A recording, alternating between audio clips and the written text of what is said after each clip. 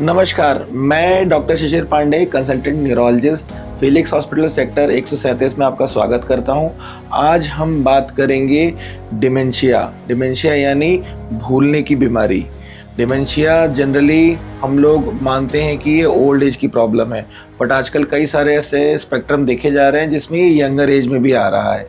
Dementia generally हम लोग दो क्लिनिकल सिनेरियो में दो चीज़ों में क्लासिफाई करते हैं, दो भाग में। एक होता है रिवर्सिबल, मतलब जो डिमेंशिया जो भूलने का कारण है वो हम ट्रीट कर सकें, और दूसरा होता है इर्रिवर्सिबल वाले वो होते हैं वो न्यूरोडिजेनरेटिव प्रोसेस का पार्ट होते हैं, मतलब कि आपके जो न्यूरॉन्स हैं वो अपने आप धीरे धीरे करके डिजेनरेट हो रहे हैं।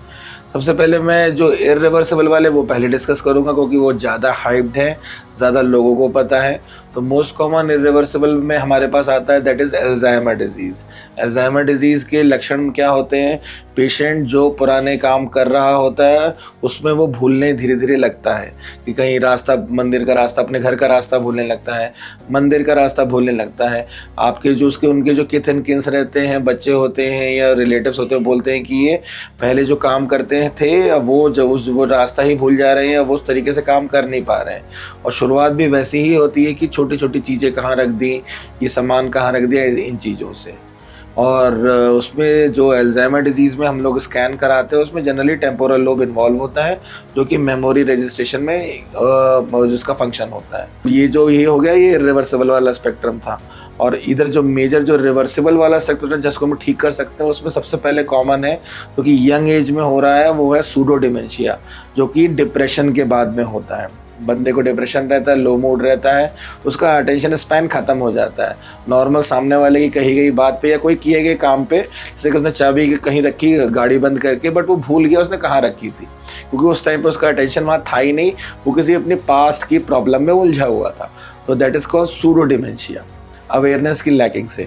अदर कॉजेज ऑफ इरिवर्सिबल सबसे मोस्ट कॉमन है विटामिन B12 की कमी, दूसरा थायराइड प्रोफाइल अपना ख़राब हो जाता है तब होता है, और बाकी अन्य विटामिन की कमी होती है तब भी हो जाता है, या बाकी किसी डायरेक्ट कोई इन्फेक्शन अगर ब्रेन में सटल इन्फेक्शन रहता है तो भी कभी कभी ऐसे वो रिवर्सिबल फॉर्म ऑफ डिमेंशिया के फॉर्म में प्रेजेंट करता है।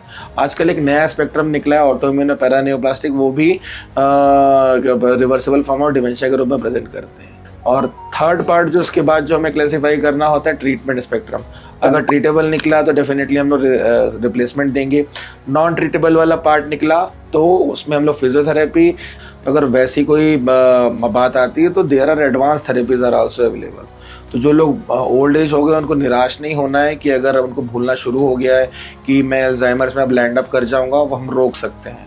और जो यंग वालों को तो बिल्कुल ही निराश नहीं होना है, क्योंकि उनमें अल्जाइमर्स होने की संभावना बहुत कम रहती है। जेनेटिक होगा तभी होगा, मोस्ट ऑफ द केसेस में रिवर्सिबल वाला ही होता है, तो वो भी हम ट्रीट कर सकते हैं। तो आपके नियर डियर में किसी को अगर भूलने की समस्या हो रही हो तो अपने नियर बाय न्यूरोलॉजिस्ट को दिखाएं। नमस्कार। हेल्थ से जुड़ी ऐसी कई और जानकारी के लिए फेलिक्स हॉस्पिटल के YouTube चैनल को सब्सक्राइब करें और अपने सवाल कमेंट बॉक्स के जरिए हम तक पहुंचाएं। और डॉक्टर की अपॉइंटमेंट के लिए दिए गए नंबर 9810455953 पर संपर्क करें।